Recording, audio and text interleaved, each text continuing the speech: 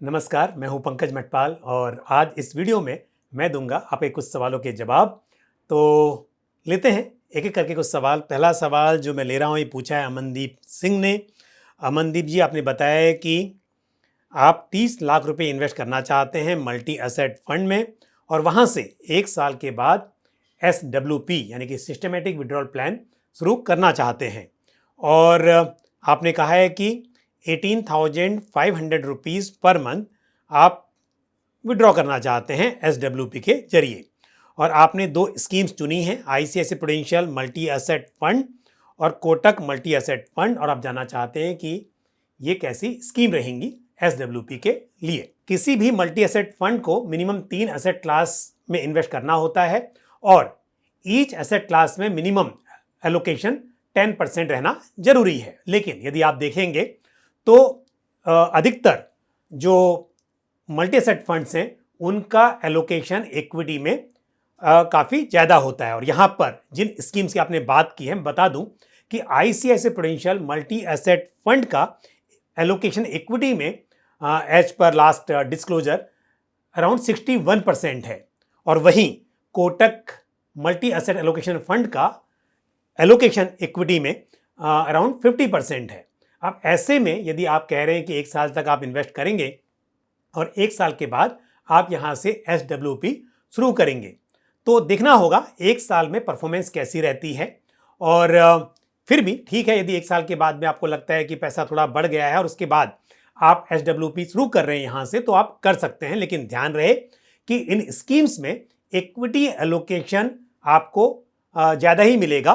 तो इसके लिए यदि आप रिस्क कम करना चाहते हैं तो मेरे हिसाब से मल्टी एसेट एलोकेशन फंड से SWP करने के बजाय यदि आप किसी बैलेंस एडवांटेज फंड से करें तो ये बेहतर हो सकता है। क्या? क्योंकि एक बैलेंस एडवांटेज फंड में शायद यदि मार्केट की वैल्यूएशन एक्सपेंसिव हो और आपने इस तरह के बैलेंस एडवांटेज फंड में इन्वेस्ट किया हो जो कि इस मॉडल को फॉलो करता हो, तो हो सकता है कि वहां पर इक्विटी एलोकेशन कम हो जाए और आपका जोखिम थोड़ा कम रहे।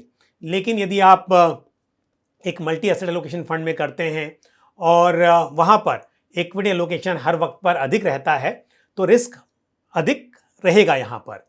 लेकिन आपने क्योंकि कहा है कि आप 18,500 रुपीज़ हर महीना विड्रॉ करना चाहते हैं 30 लाख के इन्वेस्टमेंट पर, तो आपका जो एनुअल विड्रॉल है इफेक्टिवली वो करीब 7.66% आ रहा है। तो आपकी जो एक्सपेक्टेशन है वो फेयर है। इस हिसाब से यदि आप थोड़ा जोखिम लेने को तैयार हैं तो बेशक आप इन स्कीम से कर सकते हैं। अदरवाइज तो आप अपने पोर्टफोलियो में एक मल्टी एसेट एलोकेशन फंड और साथ ही एक बैलेंस एडवांटेज फंड, इस तरह से दो फंड्स को शामिल करें।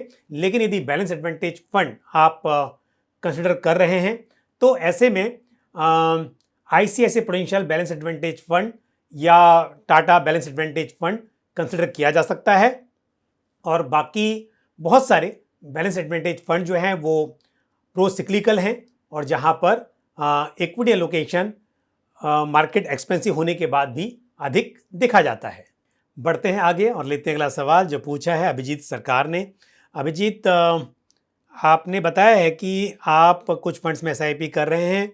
ICICI prudential value discovery fund में 2,000 rupees per month, HDFC balance advantage fund में 1,500 पर मंथ, पराग पारिक फ्लेक्सी कैप फंड में 4,000, Mirae Asset large mid cap fund में 2,000, Nippon India small cap fund में 1,000, SBI ब्लू चिप फंड में 2,000, SBI small cap fund में 1,500। तो आपके पास basically एक value oriented fund है, एक आपके पास बैलेंस एडवांटेज फंड है, फ्लेक्सी कैप फंड है, लार्ज मिड कैप फंड है और स्मॉल कैप फंड अलग से आप उसमें इन्वेस्ट कर रहे हैं और लार्ज कैप फंड भी आपके पास है। तो पोर्टफोलियो आपका वेल डाइवर्सिफाइड है और स्कीम्स भी अच्छी हैं।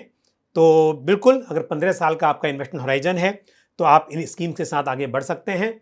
और एक इंटरनेशनल फंड भी आपको शामिल करना चाहिए। हालांकि आपके पास जो पराग पारिक फ्लेक्सी कैप फंड है उसका एक्सपोजर इंटरनेशनल इक्विटीज़ में है, लेकिन फिर भी अलग से एक इंटरनेशनल फंड आप शामिल करेंगे तो अच्छा रहेगा। आप ICICI prudential US blue chip fund या ICICI प्रूडेंशियल NASDAQ 100 फंड, इस तरह के एक फंड को कंसिडर कर सकते हैं। हालांकि आपने ये नहीं बताया कि आपको कितना अमाउंट एक्यूमुलेट करना है, लेकिन 15 ईयर्स के इन्वेस्टमेंट होराइजन को देखते हुए मैं ये बात ज़रूर कहूँगा कि आपको ईयर आफ्टर ईयर अपने इन्वेस्टमेंट अमाउंट को बढ़ाना चाहिए और इसके लिए आप स्टेप अप SIP को भी ऑप्ट कर सकते हैं। आप डिसाइड कर सकते हैं कि कितने % से हर साल आप इन्वेस्टमेंट बढ़ाएंगे ताकि लंबी अवधि में एक अच्छी या बड़ी राशि इकट्ठा हो सके। All the best to you. अगला सवाल जो मैं ले रहा हूँ ये पूछा है अक्षय जी ने। अक्षय, आपने बताया है कि आप 5 साल के लिए लमसम इन्वेस्ट करना चाहते हैं और क्वांट स्मॉल कैप फंड में 3 साल के लिए करना चाहते हैं। मार्केट गिरने का इंतज़ार करूं या फिर कौन सा स्मॉल कैप फंड या फंड अच्छा है लमसम के लिए? अक्षय, स्मॉल कैप फंड में आप लमसम इस वक्त पर इन्वेस्ट बिल्कुल ना करें, ऐसी मेरी राय है, क्योंकि स्मॉल कैप फंड में अच्छी खासी तेज़ी हमने देख ली है और फंड्स ने 35% टू 50% तक की परफॉर्मेंस दिखाई है एक साल में। अब ऐसे में जब कोई चीज़ पहले ही महंगी हो चुकी है और तब उसमें एंटर करना वो रिस्की हो जाएगा। यदि आपका नज़रिया बहुत लंबा है, 10-15 साल के लिए आप इन्वेस्ट करना चाहें, तब आप SIP के जरिए ज़रूर निवेश करें अपने पोर्टफोलियो में, स्मॉल कैप को भी कंसिडर करें। लेकिन लमसम के लिए इस वक्त पर स्मॉल कैप में इन्वेस्ट करने की राय मैं नहीं दूंगा। और साथ ही आपने कहा है 3 साल के लिए तो स्मॉल कैप में आपको बिल्कुल भी इन्वेस्ट नहीं करना चाहिए, बल्कि 3 साल के लिए तो एक लार्ज कैप फंड में भी नहीं करना चाहिए, बल्कि उसके बजाय यदि आप एक हाइब्रिड फंड में करेंगे तो मेरे हिसाब से ये बेहतर होगा।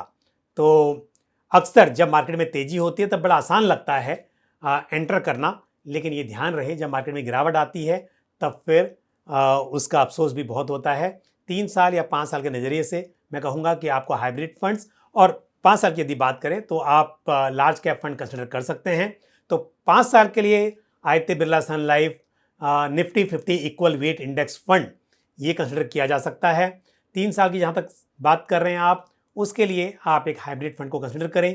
ICICI prudential balance advantage fund consider किया जा सकता है, हालांकि वहाँ पर भी इक्विटी एलोकेशन है, रिस्क बिल्कुल वहाँ भी रहेगा वॉलेटिलिटी का, लेकिन फिर भी क्योंकि वहाँ पर इक्विटी और डेट दोनों हैं तो गिरावट में थोड़ा स्कीम में गिरावट कम देखने को मिल पाएगी, ऐसी उम्मीद कर सकते हैं।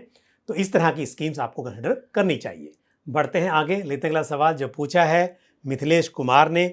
मिथिलेश जी, आपने बताया कि आपके पास HDFC mid cap opportunities fund है, 3000 रुपीज़ पर मंथ की SIP उसमें आप कर रहे हैं। SBI स्मॉल कैप फंड में 2000, HDFC डिफेंस फंड में 500 rupees per month, Kotak small cap fund में 2000, पराग पारिक फ्लेक्सी कैप फंड में 3000, Nippon India small cap fund में 3000, नहीं Nippon India small cap fund में 2000, DSP स्मॉल कैप फंड में 2000, Mirae Asset large and mid cap fund में 3000, total SIP है 17,500 की, जिसके लिए आपने 8 स्कीम ली हुई हैं। 15 साल का इन्वेस्टमेंट होराइजन है। पहली राय तो यह है कि आपको स्कीम कम करनी चाहिए, जैसा कि आप 500 रुपीज़ की SIP कर रहे हैं HDFC डिफेंस फंड में। हालांकि ये थीमेटिक फंड है, आपने सोच के लिया होगा कि फंड की परफॉर्मेंस अच्छी है और इस थीम में आगे भी ग्रोथ दिखाई दे रही है, लेकिन इतने छोटे से अमाउंट से इन्वेस्ट करना ये नंबर ऑफ़ फंड्स बढ़ाने के लिए मेरे हिसाब से अच्छा नहीं है। और आपके पास में मिड कैप है, स्मॉल कैप है, फ्लेक्सी कैप है, लार्ज एंड मिड कैप है और लार्ज कैप फंड अलग से नहीं है। आपका पराग पारिक फ्लेक्सी कैप फंड के जरिए और मेरे asset large mid cap fund के जरिए लार्ज कैप में आपका एलोकेशन हो रहा है। स्मॉल कैप में आपको एक्सपोजर थोड़ा कम करना चाहिए, पहली बात। दूसरी बात, लार्ज कैप फंड एक आपको ऐड करना चाहिए। अदरवाइज़ जो large and mid cap fund है आपके पास, उसमें आपको एक्सपोजर बढ़ाना चाहिए कम से कम। ऐसा नहीं तो पराग पारिक फ्लेक्सी कैप फंड है, उसमें आप थोड़ा बढ़ाएं इन्वेस्टमेंट को, ये अच्छा रहेगा। फंड्स अच्छे हैं लेकिन फंड ज़्यादा हैं और स्मॉल कैप में एक्सपोजर आपका थोड़ा अधिक है, क्योंकि 3 scheme SBI small cap fund, Kotak small cap fund और Nippon India small cap fund, बल्कि DSP 4 स्मॉल कैप फंड हैं और 8,000 रुपये जा रहे हैं आपके 17,500 में से, तो ये ज़्यादा है। आपको यहाँ पर एक्सपोजर कम करके लार्ज कैप में बढ़ाना चाहिए। All the best to you. और अब लेते हैं आज का आखिरी सवाल जो पूछा है रुद्र चक्रवर्ती ने। रुद्र जी, आपने कहा है कि आपके पास में कुछ शेयर्स हैं 25 लाख के, जिन्हें आप इस वक्त बेचना चाहते हैं और उन्हें बेचकर आप इन पैसों को बैलेंस एडवांटेज फंड में इन्वेस्ट करना चाहते हैं और वहाँ से आप SWP के जरिए रेगुलर इनकम पाना चाहते हैं। आपने कहा है कि आपकी सैलरी बहुत ज़्यादा नहीं है और इसके लिए आप SWP करने के बारे में सोच रहे हैं, तो ये बहुत अच्छा रहेगा। आप बिल्कुल शेयर्स को बेचकर आप बैलेंस एडवांटेज फंड में इन्वेस्ट कर दीजिए, लेकिन इमीडिएटली SWP करने के बजाय यदि थोड़े समय के बाद आप SWP करेंगे तो ये बेहतर होगा। थोड़ा पैसा बढ़ जाएगा, उसके बाद SWP करें। अदरवाइज अभी से करना शुरू करेंगे और मार्केट में थोड़ी गिरावट आती है तो हो सकता है कि जो कैपिटल है उसमें से आपका पैसा विड्रॉ हो और या फिर प्रॉफिट उतना ना हो जितना आप विड्रॉ कर रहे हैं।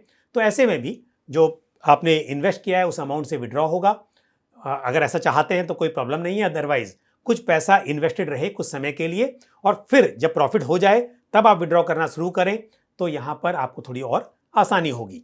साथ ही एक सवाल आपने और भेजा है, आपने कहा है कि आप 25 साल के लिए इन्वेस्ट करना चाहते हैं लार्ज कैप, स्मॉल कैप और मिड कैप में, क्या ये सही रहेगा? बिल्कुल सही है। लंबे समय के लिए आपको इन्वेस्ट करना है तो आप large, mid and small cap में अलग से कर सकते हैं और आप या तो मल्टी कैप फंड में करें तो भी आपको एक्सपोजर मिलेगा लार्ज, मिड एंड स्मॉल का, या फिर तीनों कैटेगरी के फंड्स अलग अलग आप बाय कर सकते हैं।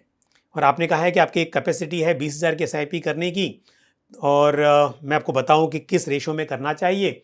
तो अगर 20,000 करना है तो मेरे हिसाब से आप इसमें लंबे समय के लिए 3 नहीं बल्कि 4 फंड कीजिए, क्योंकि आपको इंटरनेशनल फंड में भी एक्सपोजर लेना चाहिए।